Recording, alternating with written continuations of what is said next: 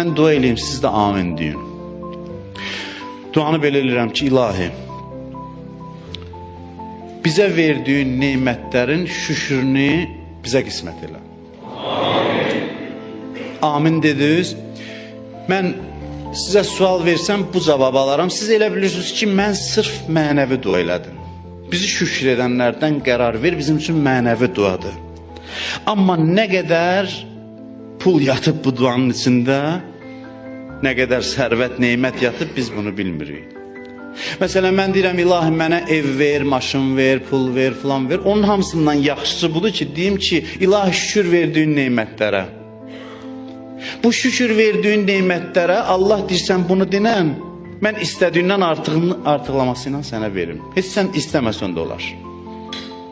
Bunlar qaydalar da Allah Quranda bizə başa salır.